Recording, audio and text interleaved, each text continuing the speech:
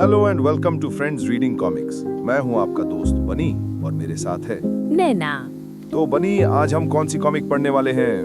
नैना, आज हम पढ़ेंगे डेडपूल का इशू नंबर 3। बहुत मजेदार होने वाला है। रेडी हो? एब्सोल्युटली रेडी बनी, शुरू करो। ठीक है। तो पेज 1 पे कवर आर्ट है और डेडपूल कह रहा है, इसको वहीं पकड़ लिया जहां मैं चाहता था। Classic Deadpool. पेज 2 एक ट्रिब्यूट पेज है, नहीं ना?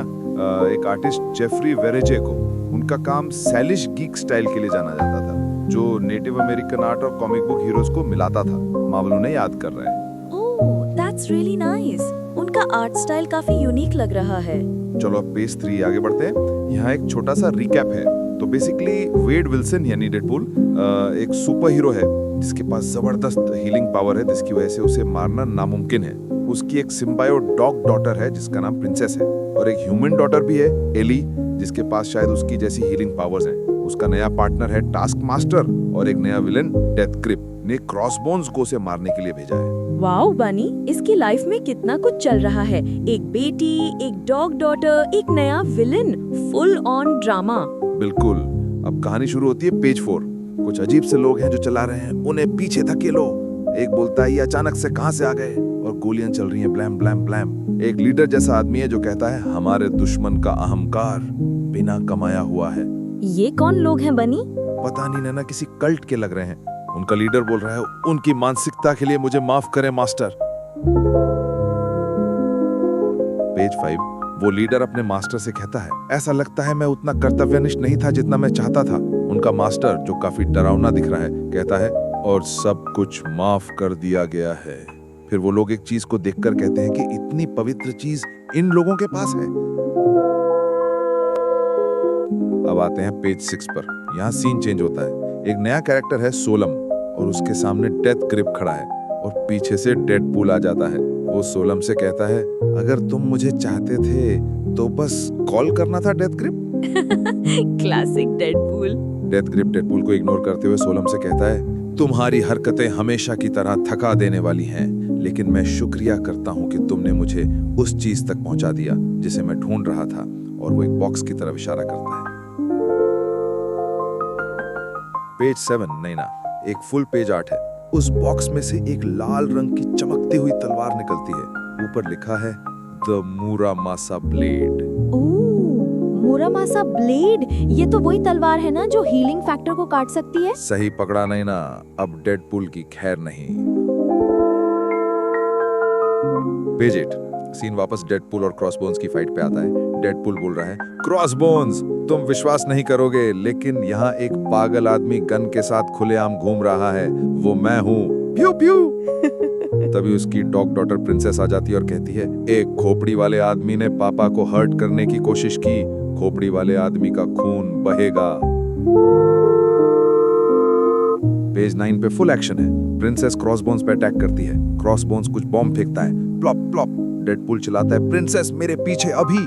और एक बड़ा सा धमाका होता है, बूम। ओह नो, प्रिंसेस ठीक तो है? पता चलेगा नहीं ना। पेज 10 अब डेडपूल क्रॉसबोन्स पे गुस्से में है। वो कहता है, इन बंदूकों से छुटकारा पाना होगा ब्रॉकी, तुम्हारी बात सुनाई नहीं दे रही। क्रॉसबोन्स कहता है, आओ और ले लो वेडी। तभी उसकी गन पे स्लाइस करता है, और फिर एक बड़ा सा ब्लास्ट होता है जो डेडपूल को कमर से उड़ा देता है। क्या उसके 2 टुकड़े हो गए? हाँ, पर उसको फर्क नहीं पड़ता है, वो तो रीजनरेट हो जाएगा। पेज 11 पे डेडपूल के सिर्फ ऊपर का हिस्सा बचा है। वो क्रॉसबोन से कहता है, ब्रॉकी बॉय, क्या तुम प्लीज मेरे लिए मेरे पैर ला सकते हो? क्रॉसबोन्स कहता है, नहीं, ये तुम्हारे मुझे चाकू मारने का अंजाम है। तभी पीछे से आवाज आती है, दूर रहो। नहीं ना, तैयार हो जाओ। पेज 12 एक लड़की आके क्रॉसबोन्स को एक पंच मारती है, क्रैक, और वो कहती है, मेरे डैड से। डेडपूल हैरान होके बोलता है, एली? उसकी बेटी एली आ गई है। वो कहती है, हे डैड, जरा डैडी के पैर ले आ दो। ओह माय गॉड, उसकी बेटी ने आके बचा लिया। दिस इज अमेजिंग बनी। पेज 13 एक पैर लाने के बाद एली अपने डैड से कहती है, डैड थोड़ी मदद करो, मैंने इसके आगे क्या करना है प्लान नहीं किया।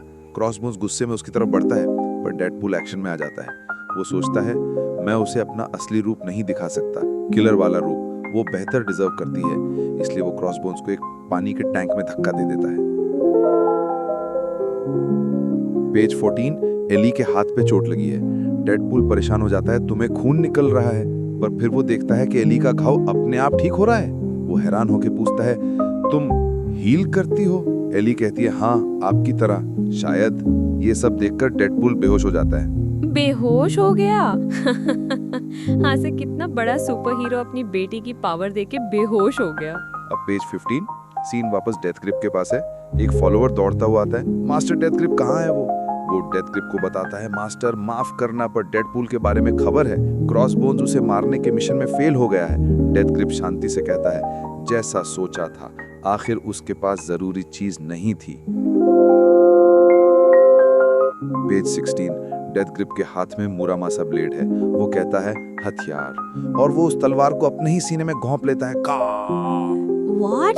उसने खुद को मार लिया? क्यों बनी? पता नहीं नैना, शायद पावर के लिए। पेज 17, उसके शरीर से नीली रोशनी निकल रही है। वो अपने फॉलोअर से कहता है, खुशियां मनाओ स्टूडेंट्स, क्योंकि तुम मौत के औजार को देख रहे हो।